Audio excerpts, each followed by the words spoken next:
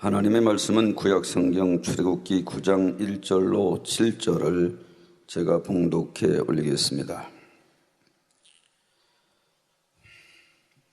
여호와께서 모세에게 이르시되 바로에게 들어가서 그에게 이르라. 히브리 사람의 하나님 여호와께서 말씀하시기를 내 백성을 보내라. 그들이 나를 섬길 것이니라. 내가 만일 그들 보내기를 거절하고 억지로 잡아두면 여호와의 손이 들어있는 네 생축 곧 말과 나귀와 약다와 우양에게 더하리니 심한 악질이 있을 것이며 여호와가 이스라엘 생축과 애굽의 생축을 구별하리니 이스라엘 자손에 속한 것은 하나도 죽지 아니하리라 하셨다 하라 하시고 여호와께서 기한을 정하여 가라사대 여호와가 내일 이 땅에서 이 일을 행하리라 하시더니 이튿날에 여호와께서 이 일을 행하시니 애굽의 모든 생축은 죽었으나 이스라엘 자손의 생축은 하나도 죽지 아니한지라. 바로가 보내어 본 적 이스라엘 생축은 하나도 죽지 아니하였더라. 그러나 바로의 마음이 완강하여 백성을 보내지 아니하니라. 아멘. 소에 대한 재미난 이야기가 하나 있습니다. 집에 불이 났습니다. 그러니까 오양간에 있는 소를 끌어내야 되는데 이 소는 불을 무서워하기 때문에 아무리 끌어내려고 해도 나오지를 않는다고 합니다. 이때 특단의 조치를 주인이 취합니다. 그 특단의 조치라고 하는 것이 소 오양간에 있는 여물통을 엎어버리면 소는 이제는 내가 더 이상 여기 있을 것이 못 된다. 그리고는 제 발로 기어 나온다는 이런 이야기를 읽은 적이 있습니다. 우리도 마찬가지입니다. 하나님께서 우리에게 생명을 주시고자 잘못된 길로 갈 때 아무리 타일러도 아무리 말씀을 해도 말을 안 들으면 하나님께서는 때때로 우리의 여물통을 엎으십니다. 그랬을 때 제 발로 기어 나와야 축복입니다.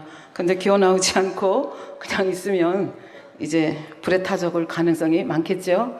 그래서 이 재앙을 대하는, 재앙은 없어야 되지만 우리한테 이런 재앙이 왔을 때 그 재앙이라고 하는 것은 결국 하나님께서 나를 살리고자 하는 사랑의 타치다. 이렇게 받아들일 수 있으면 이제 만사 형통되는 길로 가는 것이죠. 우리 지난 시간까지 파리재앙에 대해서 살펴보았습니다.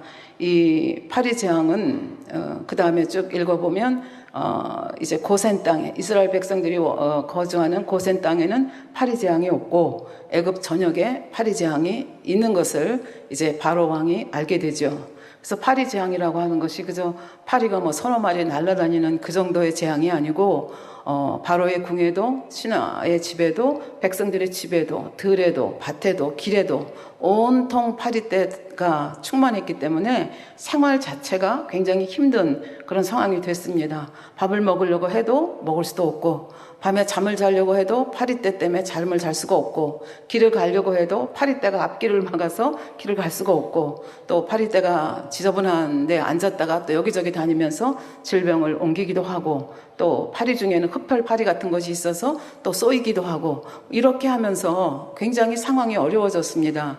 그러니까 백성들의 원성이 굉장히 높아졌겠죠. 그러니까 아무리 바로 왕이라 할지라도 이 상황이 그대로 계속되었다가는 이게 재미가 없다는 생각이 들었습니다. 그래서 모세를 불러드립니다. 그리고 이 파리 재앙을 어떻게든지 해결하려고 합니다. 해결하는 방법은 딱 하나, 이들이 원하는 조건, 내 백성을 보내라. 내 백성이 나를 광야에서 섬기게 하라. 이 조건을 들어줘야 된다는 것을 바로도 너무 잘 알고 있습니다. 그래서 모세를 불러서 얘기합니다. 너희들이 희생제사를 드려도 좋다. 그러나 광야까지 가지 말고 애굽 이 땅에서 희생제사를 드려라. 이렇게 요구하는 것을 볼 수가 있습니다. 말하자면 제사는 드려도 좋은데 멀리 가지 말고 이 땅 안에서 애굽 안에서 지내라. 말하자면 타협안을 제시한다고 볼 수가 있겠습니다. 그래서 이 타협안에 대해서 그럼 왜 이 땅에서 희생 제사를 지내라고 했겠습니까?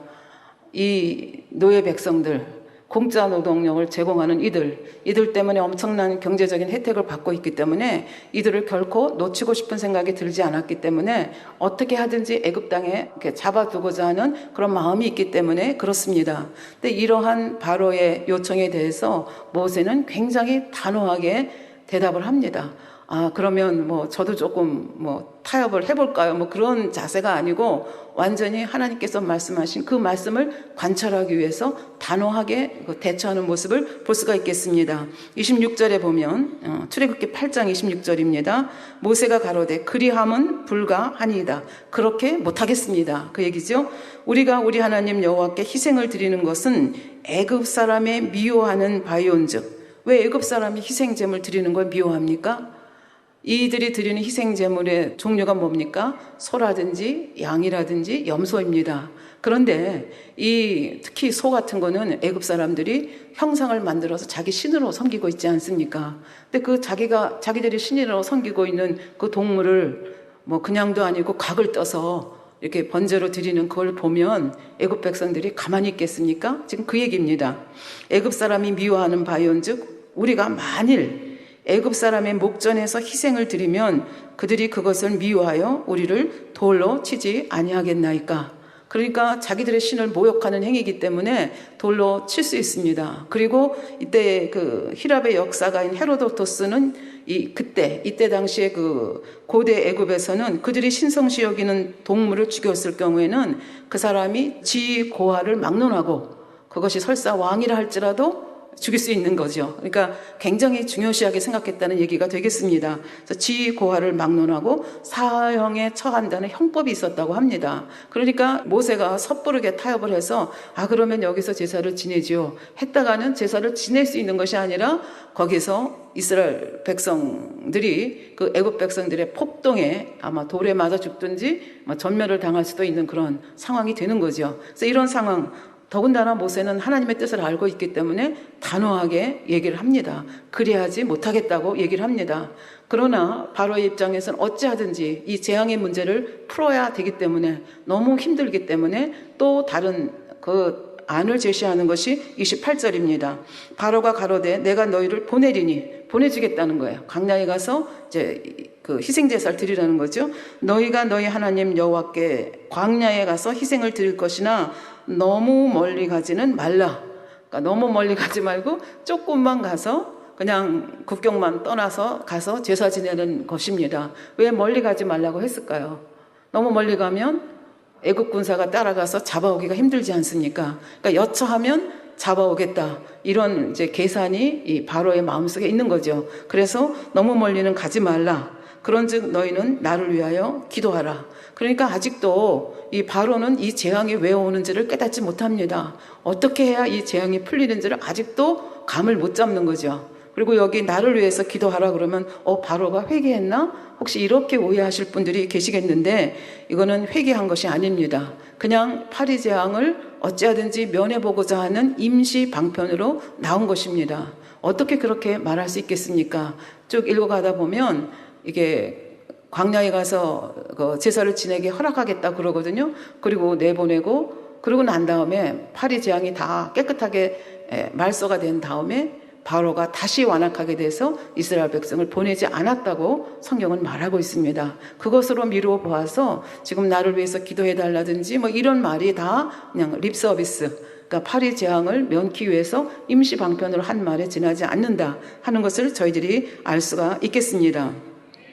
이렇게 얘기하는 2차 타협 아니죠. 너무 멀리 가지 말고 나를 위해서 기도하라. 뭐 이렇게 하는 그 바로 왕에게 모세는 또 다시 한번 단호하게 경고성 메시지를 보냅니다. 29절에 보면 모세가 가로되 내가 왕을 떠나가서 여호와께 기도하리니, 기도하겠다는 거예요. 왜? 이 파리 재앙을 없앨 수 있는 분, 이것을 가져오게 하시는 분도 하나님이시고 이것을 없앨 수 있는 분도 내가 아니라 여호와 하나님이라는 걸 이제 강조하는 거죠. 여호와께 기도하리니 내일이면 파리 때가 바로와 바로의 신하와 바로의 백성을 떠나려니와.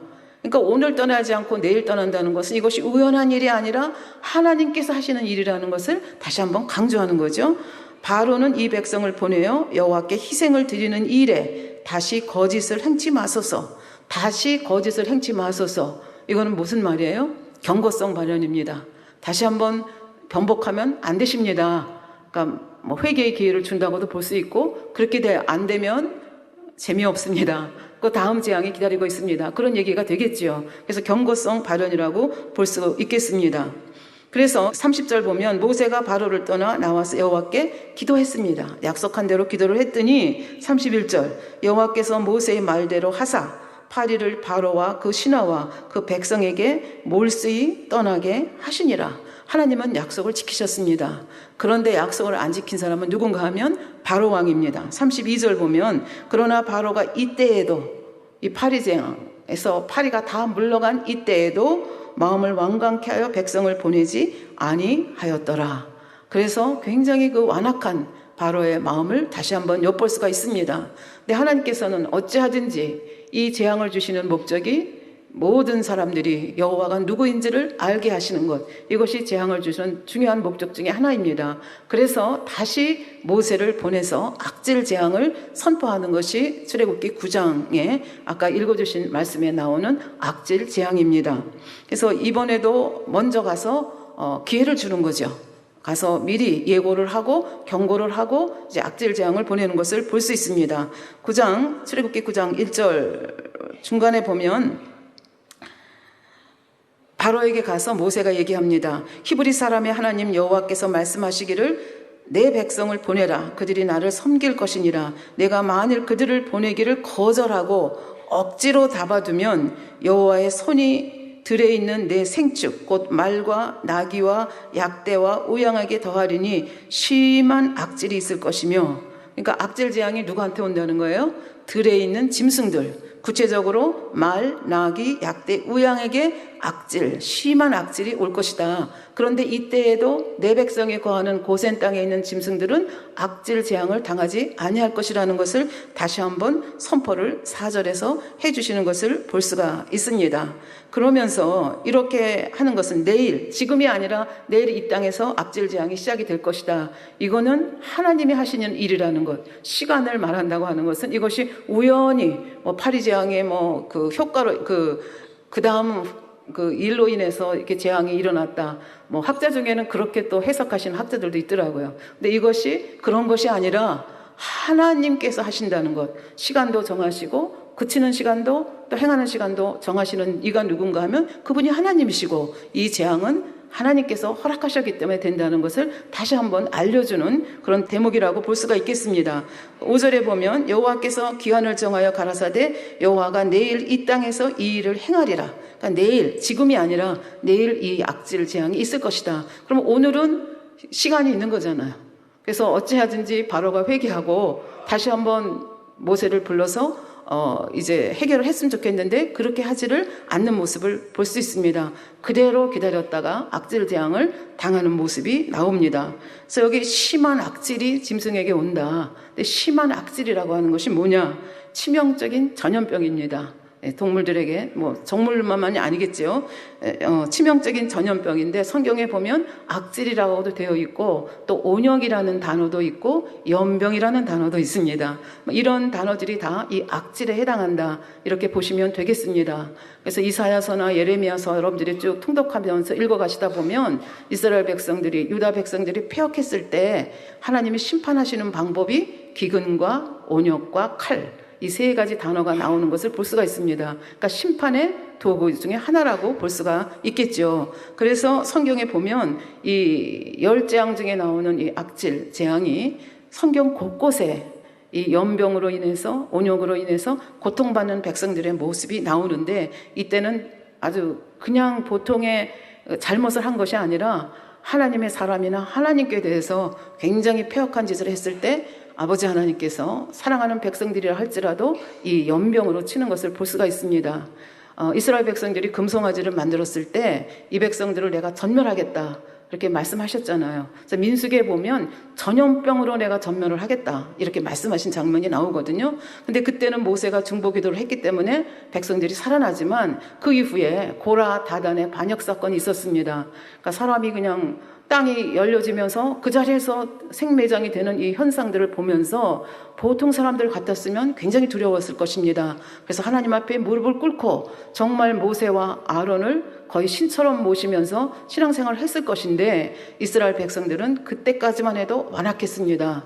그리고 고라 다단이 죽은 것이 죄 때문에 아니고 모세와 아론이 잘못 정치를 했기 때문에 잘못 치리를 했기 때문에 그런 일이 일어났다고 생각을 했습니다. 그래서 성경에 보면 그 민수기 16장에 보면 온 회중이 일어나서 모세와 아론을 원망하고 불평하면서 돌로 치려고 했습니다. 이 급박한 상황 속에서 하나님이 개입하십니다. 하나님의 영광이 나타나시면서 이제 연병이 백성들한테 심판이 온 거죠. 그러니까 모세가 이것을 알고 아론에게 얘기합니다.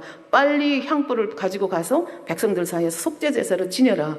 그래서 빨리 가서 속죄제사를 지내는 그 시간 동안에 수많은 자들이 죽었습니다. 성경에 보면 얼마가 죽었다고 되어 있는가 하면 민수기 16장 49절에 보면 14,700명이 죽었다고 되어 있습니다. 그러니까 이 전염병이라고 하는 것이 얼마나 무서운가 하는 것을 알 수가 있겠죠. 그런가 하면 바알보올 사건이 있었습니다. 민수기 25장에 나오는 사건 여러분들 잘 아시고 계시죠? 근데 이 바알보올 사건이 어떻게 끝이 났습니까?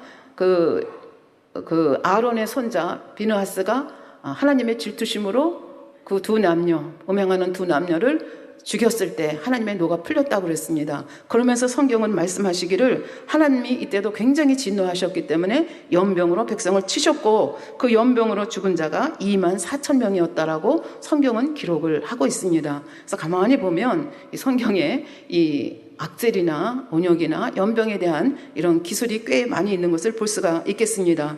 그런데 아까도 말씀드렸지만 그 파리 재앙이 고센 지방에는 오지 않았던 것처럼 이 악질 재앙이 이스라엘 백성들이 거하는 그 고센 땅에는 없었습니다. 그러니까 바로 왕이 막 자기 들에 있는 그 말들과 소들과 양들이 막 툭툭툭툭 쓰러져 가는 것을 보면서 가봐라. 고센 땅에 가서 가봐라. 그랬더니 역시 고센 땅은 안전했습니다. 그래서 이것을 보면 이것이 여호와께서 하시는 일이다. 그리고 무릎을 꿇어야 되는데 바로는 완악해서 이들을 보내지 아니했다. 이렇게 또 성경은 기록을 하고 있습니다. 그래서 우리는 그냥 이렇게 문자적으로만 보면 들판에 있는 소나 양이나 말이나 약대가 죽었나 보다. 뭐 이 정도로 생각을 하는데요. 이것이 그렇게 간단한 일이 아니었다고 하는 것을 요즘 우리가 보고 있는 요즘 전 세계에 돌고 있는 악질 재앙을 보면서 그 규모가 어떠했을까, 그 경제적인 손실이 어떠했을까, 그 상황이 어떠했을까를 짐작을 할 수가 있겠습니다. 당회장님께서 말씀하신 대로 짐승에게도 또 사람에게도 이제 주님 오실 때가 가까울수록 신종 질환들이 많이 이제 창궐하게 된다. 그 말씀을 하고 있는데 실질적으로 이제 보면 이 당회장의 말씀이 그대로 맞아 떨어져 가는 것을 볼 수가 있는데요. 여러분 구제역이라는 단어 들어보신 적이 있을 것입니다. 이 구제역이라고 하는 단어를 한자로 보니까 이 입구자에 이 발급 제자의 병역자였습니다. 그러니까 이가 발급에 병이 나는 병이다. 근데 이게 주로 왜 이런 이름이 붙었는가 하면 그래서 영어로는 foot and mouth disease라고, 그러니까 발과 입에 나는 병이다. 이렇게 실제적으로 이제 이 명칭을 붙이고 있는데요. 이 병이 어디에 나느냐? 우제류라는 단어도 참 어려운데요. 이 우제류는 어떤 짐승인가 하면은 발급이 2개인 짐승입니다. 발급이 2개인 짐승에게 요 구제역이 걸린다는 얘기예요. 그럼 발급이 2개인 짐승이 뭐냐? 소나 돼지나 염소나 사슴이나 낙타 이런 것들이 발급이 이렇게 갈라져서 2개로 되어 있다고 그래요. 그래서 이것들에게 이 구제역 바이러스가 전염이 되면 치사율이 5%에서 55%, 굉장히 치사율이 높다고 볼 수가 있겠죠. 그리고 소 같은 경우에는 잠복기가 3일 내지 8일밖에 안 됩니다. 그러니까 잠복기가 빠르다는 건 그만큼 빨리 전염병이 나오고 그만큼 빨리 전파가 된다는 얘기가 되겠고요. 전염성이 굉장히 강해서 법정 전염병 일종으로 되어 있는데요. 이게 호흡기 질환이거든요. 호흡기 질환이라는 건 공기를 통해서 나가기 때문에 굉장히 전염 속도가 빠릅니다. 그래서 이렇게 구제역에 걸린 짐승의 모습을 보면 아마 여러분들 TV에서나 신문에서 소가 침을 질질 흘리고 잘 못 쓰고 툭 쓰러지고 이러는 그 사진을 아마 보신 적이 있을 거예요. 근데 너무 끔찍해서 사실 여러분들한테는 안 보여드리는데 인터넷에서 들어가 보면 그 끔찍한 그림들이 실상으로 이제 많이 나오게 되는데요. 그래서 이 짐승들이, 이 발굽이 2개인 이 짐승들이 이 병에 걸리게 되면 고열이 난다고 합니다. 40도 내지 41도 정도로 막 뜨거운 열이 나고, 그 다음에 입에서 침이 질질 흐르고, 그 다음에 입 안에 염증이 생기고, 그것이 더 지나가면 수포가 생긴다고 합니다. 우리 뭐 너무 피곤해서 입에 혓바늘만 돋아도 저희들 음식 씹고 먹기가 힘들지 않습니까? 그런데 염증이 나고 그 다음에 수포가 생기고, 그게 더 진행이 되면 수포가 터지면서 궤양이 생긴다고 합니다. 그러니까 그렇게 되면 제대로 먹을 수가 없지 않습니까? 그러니까 제대로 못 먹으면 동물도 죽을 수밖에 없는 거죠. 그리고 발급에 이렇게 수포가 생기고 궤양이 생기고 하면 일어나지 못하고 그냥 툭툭툭 쓰러져서 죽어가는 병, 이것이 구제역이라고 합니다. 그래서 이제 우리나라에도 이 구제역이 기록이 있더라고요. 그래서 뭐 1934년에도 있었고, 최근에는 2011년에도 한국에서 구제역이 발생하여 전국적으로 확산되었으며 약 300만 마리의 가축이 매장되었다. 한번 생각만 해보세요. 100마리도 생매장하는 게 굉장히 힘들지 않습니까? 그런데 이렇게 짐승이 전염병에 걸리면 굉장히 전염성이 강하기 때문에 예방의 차원에서 살처분을 하게 됩니다. 살처분이라고 하는 것이 여러분들 신문에도 나오고, 또 요새는 이제 하도 질병이 많으니까 이게 그런 사진이 안 나오는데, 처음 이것이 창궐 했을 때 포크레인으로 파가지고 거기다가 돼지도, 그냥 살아있는 돼지도 집어넣고 또 살아있는 닭도 집어넣고 그렇게 해서 죽이는 장면을 여러분들이 보았을 것입니다. 그래서 그렇게 막 1000마리, 2000마리, 3000마리 그냥 땅속에다 파묻고, 비가 오게 되면 피가 또 흥건히 흐르고, 뭐 그러면서 뭐 위생상 어쩌고 저쩌고 하는 얘기가 신문에서 났던 거를 저도 기억을 합니다. 그러니까 이것이 보통 일이 아니다 하는 것을 볼 수가 있겠습니다. 그런가 하면 이 조류독감도 여러분들 기억에 생생하실 것입니다. 이 조류독감이라는 것은 닭이나 오리가 말하자면 독감에 걸린다는 그런 얘기가 되겠습니다. 그래서 2015년 5월 30일 우리 중요 일간지에 이런 그 타이틀의 기사가 났습니다. 닭이 사라지고 있다. 그래서 닭이 어디로 간다는 얘기야? 그리고 궁금해서 제가 이렇게 기사를 봤더니 이것이 그 조류 독감에 대한 얘기였습니다. 우리는 지금 메르스 때문에 다른 나라에서 뭐가 일어나는지 별로 관심이 없습니다. 그리고 그거에 대해서 이렇게 별로 이렇게 신문에 나는 것도 없는데요. 우리가 모르는 사이에 지난해 2014년 12월에 철새 사이에서 있던 그 조류 인플루엔자가 미국 중서부에 있는 닭들에게 전염이 됐다고 합니다. 그래서 닭들에게 전염이 돼가지고 2015년 5월 말 현재 중서부의 16개 주가 주 속으로 이 조류 인플루엔자가 엄청나게 빠른 속도로 진행이 돼서 무슨 일이 벌어졌는가? 4천만 마리가 살처분됐다고 합니다. 그러니까 이거는 숫자로 말하면 미국에서 키우는 닭의 10%가 살처분을 당했다는 얘기입니다. 근데 이거를 잡지 못하면 결과적으로 닭이 죽고 왜? 그냥 그 감염당한 닭만 죽이는 게 아니잖아요. 굉장히 감염이 빠르기 때문에 감염된 동물, 옆에 있던 접촉 동물, 그리고 같은 우류에 있던 그 동물을 다 같이 살처분을 하기 때문에 이게 굉장한 이렇게 규모가 된다고 볼 수가 있겠습니다. 그래서 이렇게 10% 정도의 닭이 살처분을 하고 나니까 닭고기 값도 오르겠죠. 그리고 계란값이 거의 2배가 미국에서 뛰었다는 그런 기사가 있었습니다. 그리고 10여 년 전에 아시아를 휩쓴 조류 인플루엔자, 여러분들 마스크 쓰고 다니던 기억 나시죠? 여러분들은 안 하셨지만 우리 공항 같은 데 가면 마스크 안 쓴 사람은 우리밖에 없었다. 당사님 말씀하시잖아요. 저도 그때 해외를 다녀오는 그런 기회가 있었는데 뭐 엄청나죠. 그냥 마스크 쓰고 엄청난 방역하고, 왜? 들어오면 안 되기 때문에. 그래서 이렇게 했는데 10여 년 전에 아시아를 휩쓴 조류 인플루엔자로 닭이 1억 마리가 살처분됐다고 합니다. 그러니까 이건 엄청난 일이죠. 그리고 우리나라에서도 지난해 살처분된 닭과 오리가 1,500만 마리라고 합니다. 근데 거의 뉴스에서 뭐 조명이 안 되고 있죠. 왜? 너무 이런 일이 많기 때문에. 그러면서 그 기사에서는 닭이 사라진다. 그러면서 닭이 사라지면 인류도 생존하기 힘들다. 굉장히 비약된 결론인 것 같지만 읽어보니까 그럴 수도 있겠다. 이런 생각이 들었습니다. 그래서 과학자들이 그냥 한 것이 아니라 통계를 가지고 이제 이런 얘기를 했는데요. 닭이 사라지면 어떤 일이 벌어질까를 이제 몇 가지로 지적을 했더라고요. 닭은 인류의 보편적인 사랑을 받는 단백질 원이죠. 사실 그렇잖아요. 우리 닭고기 안 먹으면 단백질 원 엄청난 많은, 아마 닭고기를 제일 많이 먹을 거라는 생각이 드는데요. 근데 만약에 닭이 사라지면 이 단백질을 어디서 얻겠느냐 하는 얘기고, 그 다음에 소나 돼지는 종교에 따라서, 문화에 따라서 안 먹는 나라도 있고 안 먹는 종교도 있습니다. 예를 들면 힌두인들은 소고기를 안 먹고 이슬람교도나 유대교인들은 돼지고기를 안 먹죠. 근데 이 닭고기는 안 먹는 종교가 없고 안 먹는 민족이 없다고 합니다. 뭐 특별히 베지테리언이 아니면 동물 안 먹고 야채만 먹고 이렇게 곡물만 먹고 그런 다이어트 하는 사람이 아니면 이 닭은 굉장히 좋은 단백질, 값싸고도 좋은 단백질 소스라고 볼 수가 있겠습니다. 특별히 이제 이 닭의 그 단백질에는 조금 이제 좀 깊은 얘기인데요. 라이신이나 트레오닌 같은 필수 아미노산이 많이 들어있다고 합니다.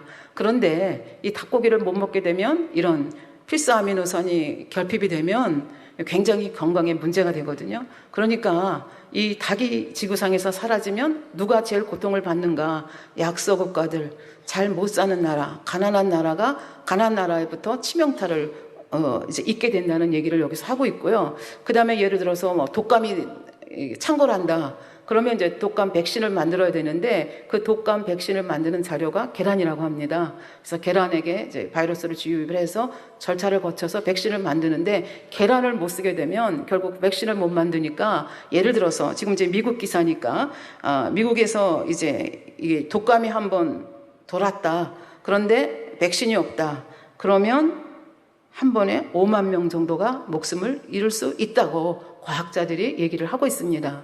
그러니까 이렇게 우리가 이게 애굽에서 들에 있는 짐승이 이렇게 떡떡떡떡 나가 죽는다고 하는 거, 성경에는 모두 죽었다고 되어 있는데 다음에 보면 또 짐승들이 죽는 게 나오거든요. 그러니까 아마 좀 많이 죽었다는 걸 그렇게 표현을 한 것 같아요. 그래서 많은 짐승들이 이제 죽어 나가는 이것이 보통 일이 아니다 하는 것을 볼 수가 있겠고요. 그 다음에 이제 짐승들만 전염병이 이렇게 도는 게 아니라 지금 우리는 뭐로 고통을 받고 있습니까? 메르스로 고통을 받고 있죠. 그래서 지금 이제 거의 진정이 되어 가는 것 같은데요. 지금 우리 인생들은 우선 수가 많아졌습니다. 그리고 비행기나 선박을 통해서 굉장히 접촉이 많아지죠. 그러니까 뭐 중동에 있던 그 메르스 바이러스가 어느 순간 한국에도 올 수 있고, 왜? 비행기를 타고 다니니까 굉장히 빨리, 이게 더군다나 호흡기를 통해서 전파되는 것이기 때문에 전염성이 굉장히 강할 수밖에 없는 거죠. 그래서 신문에 보면 잊을만 하면 신종 질병이 창궐한다. 그리고 신문에서도 이렇게 얘기를 하는 것을 볼 수가 있겠습니다. 예를 들면 2003년도 사스라고 하는 걸 여러분들 기억을 하실 것입니다. 그래서 8천여 명을 감염시키고 900여 명이 사망하게 됐고, 그 외에도 뭐 중증 혈소판 감소 증후군, 뭔지도 잘 모르는 이름이죠. 그 다음에 에볼라는 우리에게 친숙하지요. 그 다음에 메르스, 이런 것들이 이제 이런 질병에 속한다. 그래서 이게 사실은 동물 속에 있던 바이러스가 어떤 경로를 통해서 사람한테로 이제 와서 감염을 일으키는 거죠. 그래서 왜 이런 일이 벌어지느냐? 인간이 개발을 하면서 이 동물의 서식지를 파괴하고 이러면서 또 이런 일들이 일어나는 것이 아니냐, 이렇게 또 진단하는 그런 학자들도 있었습니다. 그래서 우리는 아까 에볼라 하면 우리나라에는 에볼라 감염이 없었던 걸로 알지만 우리는 굉장히 친숙하잖아요. 왜? 콩고 민주공화국에 있는 한 주지사가, 에콰테르주 세바스찬 임페토 팡고 주지사께서 당회장님께 자기가 관할하는 그 주에 에볼라 바이러스가 창궐을 했습니다. 이 창궐하는 것을 보고 대통령께서 무슨 수단과 방법을 다 쓰든지 에볼라를 퇴치하라. 근데 이게 대통령의 한마디로 퇴치될 수 있으면 얼마나 좋겠습니까? 이게 이제 그렇게 쉬운 게 아니죠. 근데 이분은 당회장님에 대해서 알고 있었고 또 콩고 민주공화국에 있는 만민치교회에 6년 전부터 출석을 하고 계셨습니다. 그래서 당회장님의 권능에 대해서 또 기도의 능력에 대해서 알고 있었기 때문에 당회장님께 편지를 드렸고 그때 산상에서 기도하시던 당회장님께서 기도해 주셨고 그러면서 에볼라가 멈췄고 그 다음에 이제 에볼라 잠복 기간이 바이러스 잠복 기간이 20일인데 이제 마지막 환자가 생긴 후 42일까지 추적을 한 거예요. 그때까지 아무도 이 에볼라에 걸린 일이 없었기 때문에 WHO의 콩고에서는 에볼라가 완전히 퇴치가 됐습니다. 이렇게 보고했다는 것을 저희는 들었습니다. 그리고 이 일은 참 신기한 일 아닙니까? 어떻게 기도 한마디로 이게 정말 있을 수 없는 일이 권능의 역사가 일어난 거죠. 그래서 지난 WCDN 말레이시아 컨퍼런스에서 우리 최인석 박사님께서 이 케이스를 가지고 발표를 하셔서 큰 박수를 받으신 것으로 압니다. 그래서 마지막 때에 이렇게 신종 질환이 감염하는 것과 또 당회장님의 재창조의 권능의 역사 이런 것들이 이제 맞물려 가면서 이제 마지막 때 섭리를 이루어 가신다는 것을 저희는 이제 들어서 알고 있습니다. 그러면 이제 다시 또 이제 악질 재앙으로 가서 그러면 악질 재앙이 이렇게 해서 일어났고 들에 있는 짐승들이 이렇게 넘어졌다. 이것이 우리하고 무슨 관계가 있느냐? 이게 영적인 의미를 깨닫지 못하면 그냥 성경에 나오는 스토리 정도로만 저희가 그냥 알고 지나갈 수밖에 없는 거죠. 그런데 왜 하나님께서는 이 한 재앙 한 재앙에 대해서 굉장히 자세하게 서술을 하고 계시잖아요. 왜 이렇게 자세하게 지금 악질 재앙에 대해서도 굉장히 자세하게 서술을 하고 계십니다. 그러면 왜 그렇게 자세하게 설명을 하고 있는가? 그것은 이 재앙들이 우리 인생들의 질병과 이 삶의 문제하고 다 연결이 되어 있기 때문에 그렇고 그 다음에 이 재앙들이 도대체 왜 오는지 그리고 이 재앙들이 왜 오는지를 깨달으면 어떻게가 나오게 되잖아요. 어떻게 해결할 수 있는지 이거를 저희들에게 알려주시기 위해서 이 기사를 이제 이 10재앙의 기사를 기록해 놓으셨다고 당회장님께서 풀어주셨습니다. 그리고 누가 이 문제를 풀 수 있겠습니까? 하나님께서 풀어주시지 않으면 이 10재앙의 의미를 어떻게 알겠습니까? 그래서 목자님께서 여러분들이 잘 아시는 바와 같이 7년 이상의 그 금식과 기도를 통해서 말씀을 풀어받기 시작하셔서 이 10장에 대한 말씀도 풀어받으셨고 그 다음에 악질 재앙이라고 하는 것이 그러면 영적인 의미가 현재 우리하고 어떤 관계가 있느냐 하는 것을 좀 살펴보도록 하겠습니다. 악질 재앙은 아까도 말씀드렸지만 고치기 힘든 아주 치명적인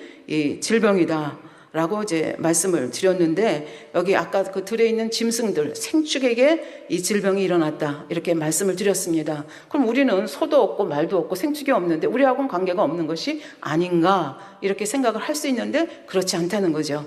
그때 당시에 바로나 그 이스라엘 그 애굽 백성들에게 있어서 말이나 약대나 낙타나 이런 것들은 결국은 그들의 재산이라는 거죠. 재산이고 생축이라고 하니까 그냥 부동산이 아니고 살아서 움직이는 재산이잖아요. 그래서 이 생축이라고 하는 것은 요즘으로 말하면 우리가 사업터, 일터, 가정에 있는 우리의 가족을 대표한다. 그렇게 풀어주셨습니다. 파리 재앙도 그렇고, 이제 먼저 재앙도 그렇게 풀어주셨죠. 그래서 이제 이 생축에게라고 하는 것은 나는 우리 집엔 짐승이 없으니까 관계가 없다가 아니라 내 가족과 내 일터와 내 사업터와 연결이 될 수 있는 재앙이다 하는 얘기를 여기서 하겠고요.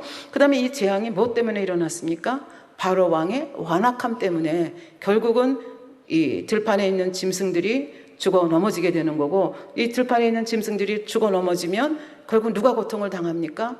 직접적인 그 주인들이 고통을 당하겠죠. 그리고 더 나아가서 국가도 흔들거릴 수밖에 없는 아까 말씀드렸잖아요. 조류독감 하나, 구제역 하나 그건 특정한 짐승에게만 일어나는 거잖아요. 근데 지금 이때 이 악질 재앙은 소한테만 일어난다. 말한테만 일어난다. 그런 재앙이 아니라 들에 있는 짐승에게 다 일어나는 재앙이에요. 그러니까 얼마나 규모가 컸을까 이것을 여러분들이 짐작을 하실 수가 있겠습니다. 그리고 짐승이 죽어 넘어지면 전염병 걸려서 죽어 넘어지면 이거 처리를 해야 되지 않습니까? 근데 저희는 포크레인이라는 것이 있어서 신문에 나왔잖아요. TV에 동영상에 보면 포크레인으로 커다란 구덩이를 파가지고 거기다가 짐승을 집어넣고 매장을 하잖아요. 근데 옛날에 손으로 팠겠어요? 발로 팠겠어요? 그러니까 얼마나 이 악질 재앙으로 인해서 백성들이 힘들어 했겠는가 하는 것을 우리가 짐작을 할 수가 있겠습니다. 그러면 이것이 그 가족에게 일어나는 병이다. 라고 말씀을 드렸는데, 그럼 구체적으로 어떤 것이 악질재앙에 해당되느냐 하는 것이 이제 두 가지로 설명이 될 수가 있겠는데요. 예를 들면 이제 두 가지로 설명을 드릴 수가 있겠는데, 하나는 부모가 하나님 앞에 불순종함으로 사랑하는 자녀가 고치기 힘든 질병에 걸리는 경우, 그 다음에 두 번째는 가족 간에 또 뭐 이렇게 하여튼 이런 관계가 있는 사람끼리 일어나는 거라고 그랬잖아요. 그러니까 남편이 너무 악하거나 아내가 상대적으로 너무 악해서 그거를 못 참는 아내나 남편에게 또 질병이 나타날 수가 있는데, 이것이 악질재앙이다, 이렇게 설명을 해 주셨습니다. 그래서 구체적으로 이 두 가지 케이스를 한번 예를 들어서 설명을 드리도록 하겠습니다. 부모가 하나님 앞에 불순종함으로 사랑하는 자녀가 고치기 힘든 질병에 걸려서 심한 경우에 죽을 수도 있다. 이것은 성경에 아주 대표적인 예가 나와 있죠. 우리 지난 시간에 밧세바에 대해서 이렇게 생각하는 시간을 가졌었는데요. 다윗 왕이 목욕하는 여인을 보고 정욕이 발동해서 그 여인을 데려다가 취했다 그랬죠. 그 여인이 우리아의 아내였습니다. 전쟁터에 나가 있는 장수의 아내를 취하고, 그 취한 아내 밧세바가 임신을 했다고 하니까 이것을 감추기 위해서 여러모로 술을 쓰다가 안 되니까 결국은 이 암몬 족속의 칼에 죽을 수 있도록 이렇게 전장 격렬한 곳에 내보내서, 결국은 다윗이 죽인 건 아니지만 다윗의 손을 통해서 이 요압 장군이 이제 그 간교한 꾀를 써서 결국 우리아를 죽이고 맙니다. 그래서 우리아가 죽고 난 다음에 다윗은 자기 죄를 커버하기 위해서 어떻게 해요? 우리아의 아내인 밧세바를 데려다가 자기 아내로 삼고 그때 낳은 이제 궁중에 와서 아기를 낳았죠. 그래서 이제 아이를 낳았는데 사무엘하 11장에 보면 이게 그냥 쭉 서술이 되고 있다가 하나님께서 마지막에 한 말씀 하시죠. 이런 다윗의 소위가 여호와 보시기에 심히 악하였더라. 그래서 하나님께서 이것에 대해서 이제 심판을 하시기 시작합니다. 심판을 하시는데 누구를 보내시는가 하면 나단 선지자를 보내죠. 근데 이 선지자라 할지라도 절대적인 권력을 가지고 있는 왕 앞에 나와서 당신이 이렇고 이런 죄를 지었습니다, 이렇게 딱 부러지게 직접적으로 언급한다고 하는 것은 쉬운 일이 아닙니다. 그래서 나단도 굉장히 힘들었던 것 같습니다. 그래서 비유를 통해서 이제 설명을 하죠. 제 얘기 한번 들어보시라고, 그러니까 한번 해보시라고. 그러니까 한 성에 아주 엄청난 부자가 살았고 또 그 옆에 가난한 한 사람이 있었다. 이 부자는 소도 많고 양도 많고 가진 것이 많았고, 이 가난한 이 사람은 가진 것이 없었다. 딱 양 한 마리 가지고 있는데 그 양 한 마리가 얼마나 사랑스러웠는지 식탁에서 같이 먹고 품에 안고 자고 이렇게 굉장히 사랑을 받으면서 양을 키웠다. 그런데 어느 날 이 큰 부잣집에 손님이 한 분 오셨다. 근데 큰 부자가 자기 집에 양이 수두룩하게 많은데도 불구하고 자기 집에 있는 양을 잡은 것이 아니라 하나밖에 없는 가난한 집에 있는 양 한 마리를 뺏어다가 그 양을 잡아서 손님을 대접을 했다. 여기까지 얘기하니까 다윗이 화가 머리끝까지 났습니다. 그러면서 한다는 얘기가 단에서 좀 그렇긴 한데, 그런 놈은 죽어 마땅합니다, 이렇게 된 겁니다. 그러면서 순간적으로 입에서 튀어나온 것이 양을 4배나 갚아야 된다고 말했습니다. 이 양을 4배나 갚아야 된다는 것은 출애굽기에 나오는 율법에 있는 말씀이거든요. 그러니까 머리로는 모든 걸 다 해박하게 꿰고 있는 다윗입니다. 그럼에도 불구하고 나단 선지자가 와서 이렇게 이 비유를 얘기해 줄 때까지만 해도 자기라고는 생각을 못한 거죠. 내가 엄청난 죄를 지었다는 죄의식 자체가 없는 거죠. 근데 이렇게 그런 사람은 죽어 마땅하다 이렇게 얘기할 때 나단이 다윗을 향해서 손을 딱 지으면서 바로 당신이 그 사람입니다, 그렇게 얘기를 합니다. 그러면서 쭉쭉 이어서 이제 하나님께서 어떻게 다윗을 사랑하시고 어떻게 대우하셨는지를 얘기를 합니다. 예를 들면 내가 너를 이스라엘 왕을 삼기 위하여 내게 기름을 붓고 네가 언제 기름 부어달라고 한 적이 있느냐? 너는 들에서 양치기 했을 때 내가 너를 불러서 기름 붓지 않았느냐?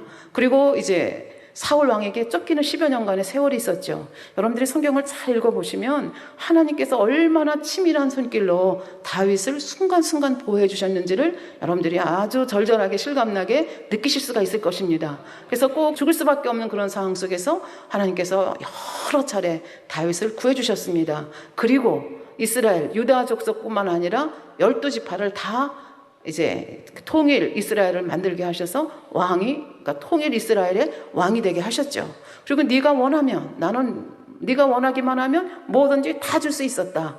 그런데 어찌 내가 그런 짓을 했느냐. 그러면서 이 밧세바를 취하고 우리아를 죽이고 이렇게 한 이 행동이 네가 나를 업신여겼기 때문에 이렇게 하지 않았느냐. 그래서 하나님을 업신여겼다고 말씀을 합니다.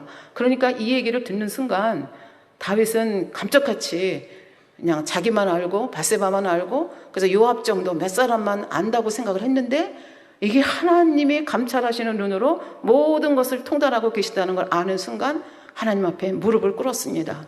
이것이 다윗의 훌륭한 점입니다. 그래서 이렇게 무릎을 꿇고 통에 자복하는 다윗을 하나님께서 나단 선지자를 통해서 용서하셨다고 말씀을 하십니다. 그럼에도 불구하고 다윗이 저지른 이 범죄에 대해서 하나님께서 징계하시고 보응하시는 방법이 이제 구체적으로 설명이 되어 있죠. 그 중에 하나가 칼이 네 집의 영령이 떠나지 않겠다. 칼이 네 집의 영령이 떠나지 않겠다고 하는 것은 가정에 가정 불화가 있고 그 집안에 칼싸움이 일어난다는 얘기죠. 그러니까 암논이 압살롬에게 죽고 아도니아하고 솔로몬하고 또 왕이 다툼 때문에 아도니아가 또 죽임을 당하죠. 그러니까 끊임없이 집안에 이 칼의 역사가 그대로 하나님 말씀하신 대로 일어나는 걸 볼 수가 있습니다. 그러면서 얘기합니다. 너는 은밀하게 밧세바를 취해서 은밀하게 행동했지만 하나님께서는 백주에 사람들이 보는 앞에서 이런 일들을 행하겠다 하면서 말씀해 주셨는데 그것이 압살롬을 통해서 실현이 됐다는 것을 저희는 알고 있습니다. 그러면서 회개하는 이 다윗에게 내가 이렇게 행했으므로 사단에게 회방거리를 주었기 때문에 너와 밧세바 사이에 낳은 아들이 정령 죽으리라고 말씀을 합니다. 오늘 제 포인트는 여기에 있는 거죠. 그러니까 밧세바도 그렇고 다윗도 그렇고 하나님 앞에 엄청난 범죄를 했죠. 그래서 그 불륜의 씨앗으로 난 아이가 바로 이제 죽겠다고 정령 죽겠다고 이제 하나님께서 말씀하시는 걸 볼 수가 있습니다. 그런데 여기서 우리가 참 다윗에 대해서 이러니까 하나님도 다윗을 사랑하실 수밖에 없구나 이렇게 느낄 수 있는 대목이 하나님께서 정령 죽으리라 했으면 죽나 보다 어쩔 수 없지 하나님께서 이렇게 강하게 말씀하셨는데 내가 할 일이 뭐가 있겠어 이렇게 한 것이 아닙니다.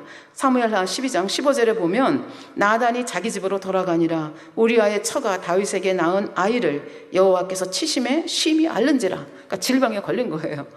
그러니까 고치지 못할 아주 심한 질병에 걸렸어요.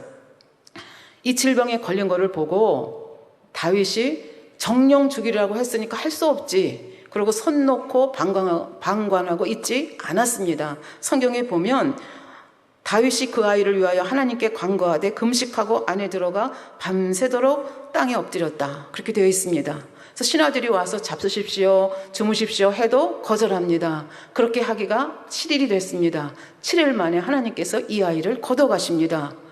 그런데 신복들이 감히 아들이 죽었다는 얘기를 못합니다. 아들이 알아 누웠을 때도 저렇게 애통하며 금식하며 저러고 있는데 아들이 죽었다는 걸 알면 혹시 기절하여 세상 떠나시는 거 아닌가 뭐 이런 생각을 했겠죠. 그러니까 감히 전하지를 못하고 어떻게 하면 좋지 그리고 이제 서로 수근수근 합니다. 이 분위기를 다윗이 감지하는 거죠. 그래서 신하들을 불렀습니다. 내 아들이 죽었느냐? 예, 죽었습니다. 그랬더니 뜻밖에도 몸을 씻고 머리를 깨끗하게 빗고 기름을 바르고 새 옷을 갈아입고 그리고 하나님 앞에 나가서 경배하고 그리고 돌아와서 어떻게 했습니까? 음식을 가져오너라. 그래가지고 음식을 맛있게 드시는 거예요. 그러니까 신하들이 봤을 때는 이해가 안 되는 거예요. 이 아들이 죽었으면 애통하고 정말 기절할 정도로 무덤까지 쫓아가면서 울어야 되는데 이 다윗의 태도가 너무 이상해서 이제 신하들이 묻습니다. 그랬더니 이 물음에 대해서 다윗이 이렇게 답변을 하는 것을 볼 수 있습니다. 22절, 23절입니다. 아이가 살았을 때 내가 금식하고 운 것은 혹시 여호와께서 나를 불쌍히 여기사 아이를 살려주실는지 누가 알까 생각함이오니와 하나님께서 정령 죽으리라 하셨지만 그래도 내가 아비된 자로서 내 아들을 위해서 이렇게 애통하고 하나님의 바짓가랑이를 붙들고 이렇게 애통하게 금식하면서 하면 혹여라도 아버지가 마음을 돌이키시지 않을까. 이게 아비의 마음 아닙니까? 내 냉정하게 앉아있다면 그 아비의 마음이 아니죠. 아버지 하나님께서는 아마 이런 다윗의 모습을 기뻐하신 걸로 봅니다. 근데 이제 아들이 죽었잖아요. 그 아들이 죽은 거는 자기 죄 때문에 죽은 거 압니다. 하나님께서 정령 죽으리라 말씀하셨기 때문에 하나님 말씀대로 죽었습니다. 그렇기 때문에 내가 이렇게 금식하고 기도했는데 왜 하나님 제 기도를 안 들어주셨습니까? 하나님에게 원망하고 불평한 것이 아니라 하나님의 뜻대로 되어지이다. 저 때문입니다 하고 가슴을 아마 속으로 쳤겠죠. 그러니까 이런 다윗의 모습을 여기서 볼 수가 있습니다. 그러니까 다윗이 회개했다 하더라도 그 범죄가 너무 혹독했기 때문에 결국은 이렇게 자녀까지 잃어가는 모습을 볼 수가 있겠습니다. 그 다음에 남편이 너무 악해서 아니면 아내가 너무 악해서 이렇게 또 질병에 고치지 못할 엄청난 이제 질병에 걸리는 케이스들이 있다는 얘기입니다. 당회장께서는 이 케이스를 설명을 하면서 예를 들어서 남편이 도박을 심하게 한다든지 남편이 아내를 때린다든지 뭐 이렇게 해서 아내를 힘들게 하는 경우 그 아내가 고치지 못할 질병에 걸리는 케이스들이 있다. 왜 그런가 하면 이 마음속에 고통이나 애통이 쌓이다 보면 그것이 질병이 돼가지고 우리가 이게 세상에 태어날 때 기적으로 약한 부분이 있는데 그런 약한 부분이 이제 결국은 고장이 나가지고 질병이 생길 수가 있다. 그런데 정말 믿음이 있다면 어찌해야 되느냐? 이것도 결국은 악한 남편 탓, 악한 아내 탓이 아니라 내 탓이다 할 때 이것이 치유될 수 있다. 그런 말씀을 주셨습니다. 왜 내 탓인가? 우리 설날 때부터 계속 우리 2015년도 아버지 하나님께서 당회장님을 통해서 저에게 주신 말씀이 무엇입니까? 항상 기뻐하라, 쉬지 말고 기도하라, 범사에 감사하라. 왜 항상 기뻐해야 되는지, 왜 기도해야 되는지, 왜 감사해야 되는지 남편하고는 관계가 없는 것입니다.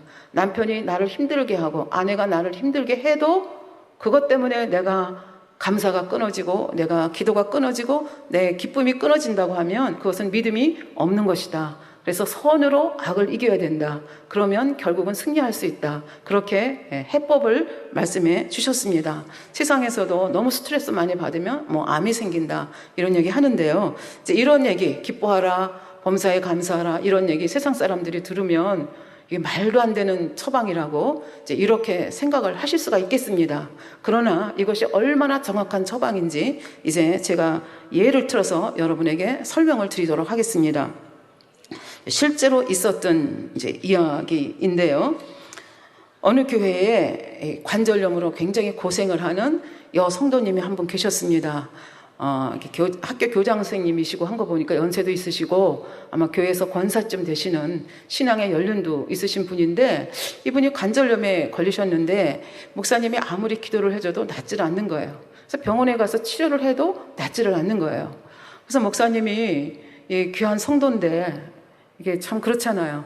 그래서 그 여성들을 놓고 하나님 앞에 아마 간절히 기도를 했던 것 같아요. 그랬더니 하나님께서 이 여성도가 치료받지 못하는 문제가 무엇인지를 깨우쳐 주셨습니다. 그래서 그 여성도를 불렀습니다. 불러가지고 얘기를 했습니다. 기도하는 가운데 이런 깨우침이 왔습니다. 남편하고 이혼하십시오. 그렇게 얘기를 했습니다.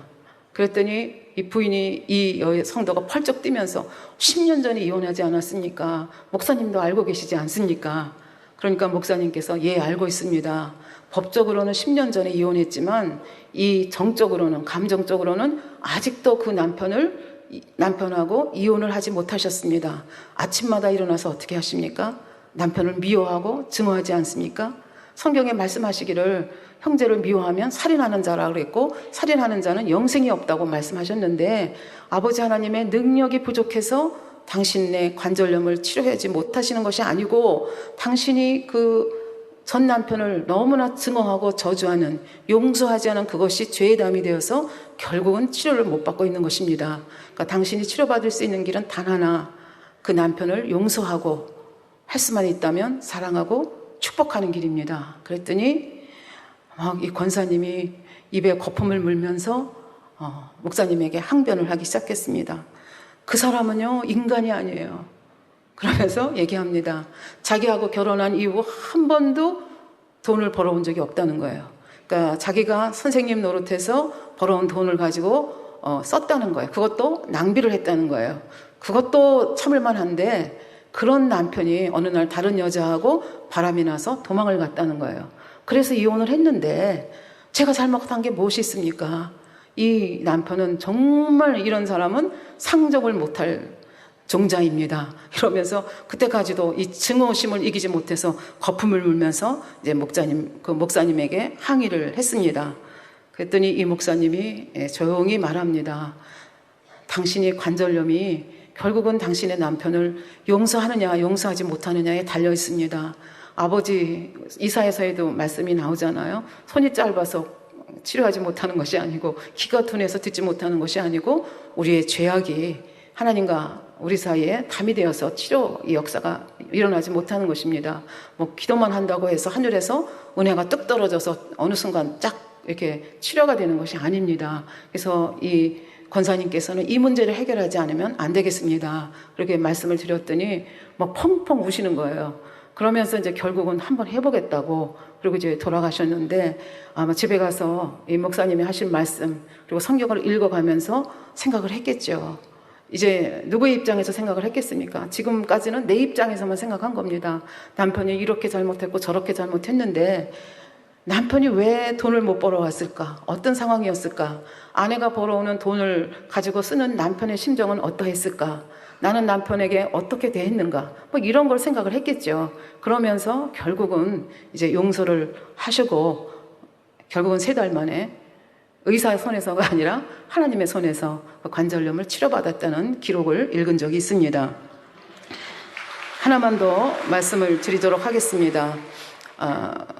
우리 교회 김진희 권사님에 대한 간증인데요. 저는 이분의 노래를 참 좋아합니다. 그래서 이분이 이제 만민뉴스에서 간증을 했기 때문에 사실 이분에게 제가 설교 중에서 언급하겠습니다. 이게 허락을 받은 건 아닌데 이미 만민뉴스에 나왔기 때문에 제가 그냥 이렇게 말씀을 드리도록 하겠습니다. 이분은 아버지가 술도 많이 마시고 도박도 하시고 외박도 하시고 이렇게 하시니까 이제 어머니하고 사이에 말다툼이 많겠죠. 그러니까 어머니는 그 스트레스를 누구한테 풀었어요? 이 김진희 딸에게 풀었고 딸은 이런 어머니가 견디기 힘든 거죠. 그래서 이런저런 상황 속에서 이제 고모네 집에 가서 사시다가 이제 사회생활을 하시면서 꿈이 있었습니다. 그 꿈이 뭐냐면 가수가 되겠다는 꿈이었고 그 가수가 될 수 있도록 도와주겠다고 하는 따뜻한 남자를 만나서 결혼을 했습니다. 근데 이제 여러분들이 결혼하신 분들은 아시겠지만 연애 때하고 결혼할 때하고는 이게 현실이기 때문에 굉장히 다른 면이 많죠.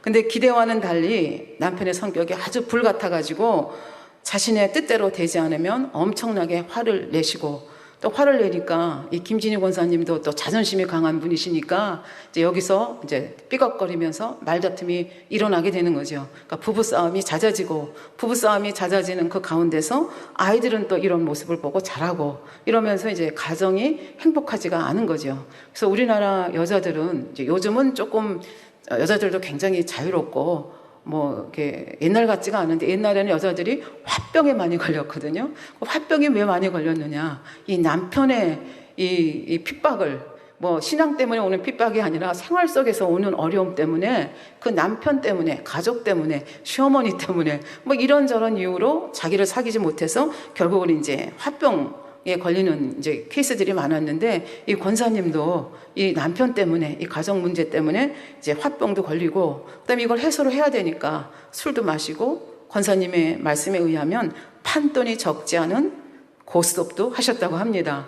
그러다가 이제 신우의 전도를 받아서 우리 교회에 오셨고 교회에 와서 성도를 만나니까 너무 행복하고 당회자님 말씀 들으니까 너무 행복하고 그럼에도 불구하고 아직 신앙이 자라지 않으셨기 때문에 뭐 화병을 치러받는다 그런 개념이 없으셨는데 몇 년이 지난 다음에 2주 연속 특별 성회를 통해서 많은 사람들이 치료받는 현장을 눈으로 목도를 하신 거예요. 그러면 나도 치료받을 수 있지 않겠는가? 이제 이런 기대를 걸고 이제 말하자면 영적인 믿음이 주어진 거죠. 그래서 그 부흥성회를 통해서 술도 끊고 고스톱도 끊고 이제 화병도 치료를 받았다 이렇게 간증을 하고 있습니다. 그런데 이렇게 간증을 했다고 해서 이제 모든 것이 또 만사형통한 것이 아니고 이제 교회 생활을 너무 행복해하고 재밌어 하시니까 이제 교회 봉사도 많이 하시고 하니까 이제 여선교회 회장도 되시고 이렇게 하면서 교회만 나오면 행복한데 집에만 가면 아직도 남편이 화를 벌컥벌컥 내고 아이들도 이런 상황 속에서 자랐기 때문에 이 권사님이 보실 때 너무 서운하고 뭐 이런 일이 많아가지고 이제 나이를 잡숴가시면서 갱년기 우울증에 걸리시고 또 불면증, 잠을 잘 수 없는 이런 현상들이 벌어졌다고 합니다. 그래서 이것도 문제잖아요. 잠을 못 자는 것도 문제고 우울증, 오죽했으면 이대로 죽었으면 좋겠다. 이대로 천국 갔으면 좋겠다. 왜? 자살은 못하니까. 자살하면 지옥 간다 하니까 그냥 이렇게 잠자듯 갔으면 좋겠다. 이런 소망을 가질 정도로 겉으로 볼 때는 굉장히 명랑하시거든요. 저는 이런 간증을 듣기 전에는 이분이 이렇게 고통받는 분이신 줄 몰랐어요. 언제나 명랑하시고 쾌활하셨기 때문에 전혀 생각을 못했는데 결국은 내막적으로는 이제 이런 아픔이 있었던 거죠. 그래서 이 아픔도 결국은 이제 설교를 통해서 깨닫는 거죠. 내 감정, 자존심 이런 것 때문에 그렇지 않은가 하는 것을 깨달으면서 설교 뒤에 나오는 당회장님 기도, 그걸 정말 나에게 주시는 기도로 받아서 결국은 갱년기 우울증과 또 이 불면증도 해소를 받았고 지금은 우리의 물결이 영의 물결, 온영의 물결을 타고 가지 않습니까? 그러니까 사실은 이게 문제만 다르지 어느 때는 화병으로 나타나고 어느 때는 갱년기 우울증이고 어느 때는 뭐 불면증으로 나타나는 것 이유가 뭐예요?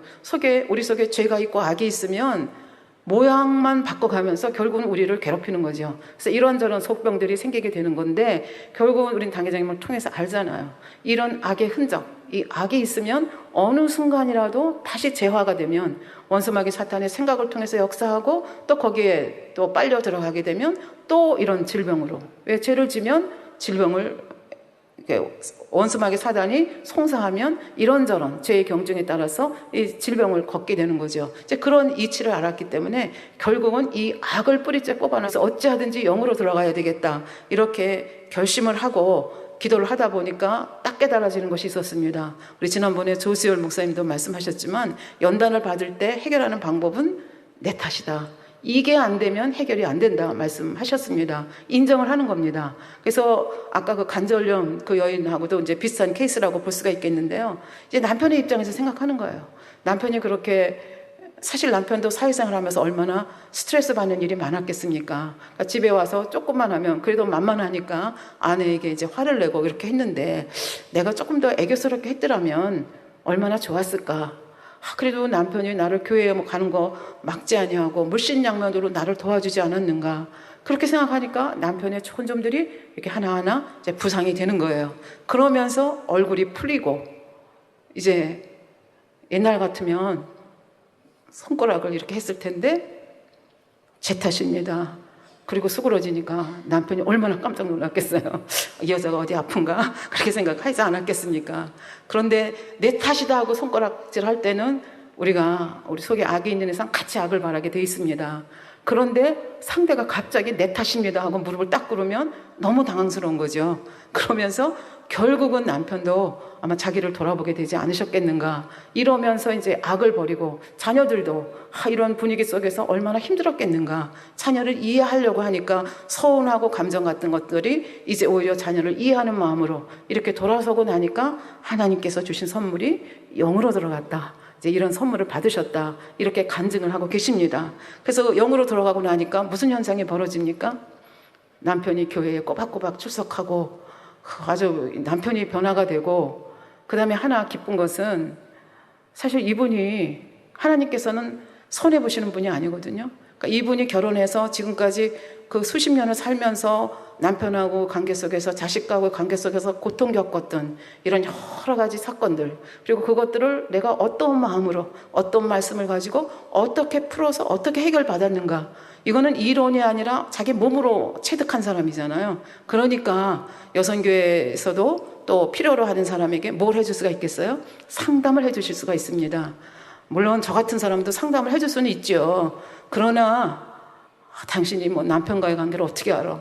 말은 안 하지만 속으로 그렇게 하면 이게 좀 그렇잖아요. 그런데 과부 사정은 과부가 알고 호래비 사정은 호래비가 안다고, 이렇게 경험을 한 사람은 더 훨씬 더 절실하게, 더 실감나게, 더 이렇게 좀 상담을 해주실 수 있지 않을까, 그런 생각을 하면서 하나님께서는 이제 김준희 권사님을 바로 그런 상담자로, 사람들의 문제를 풀어주는 사람으로 또 이렇게 들어서 쓰시고 계시니 얼마나 좋습니까?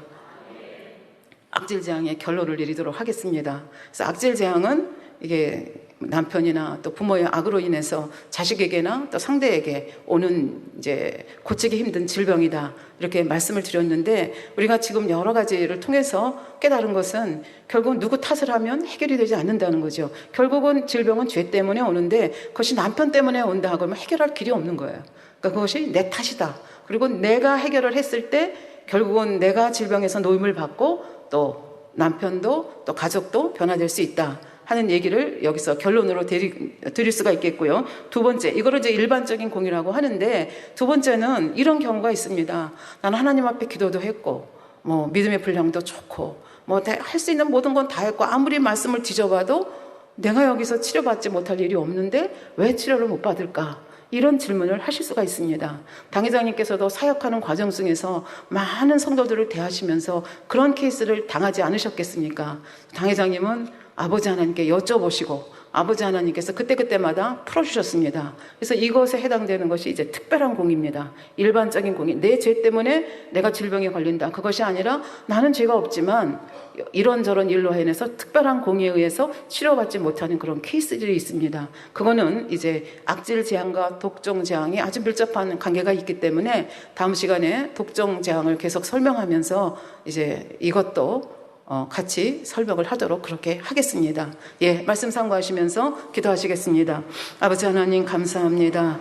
아버지 하나님께서는 우리를 미워해서가 아니라 우리를 어찌하든지 살리고자 해서 아버지 필요할 때에 아버지 질병도 허락하시고 이런저런 모습으로 자기 자신을 볼 수 있도록 발견할 수 있도록, 그래서 아버지께 나오고 치료받고 아버지께 영광을 돌릴 수 있는 자로 나올 수 있도록 이같이 역사해 가고 계십니다. 이 좋으신 아버지 하나님의 손을 붙잡고 그 아버지의 마음을 이해하고 아버지 하나님 그 아버지께 매달릴 수 있는 저희가 되게 도와주시옵소서.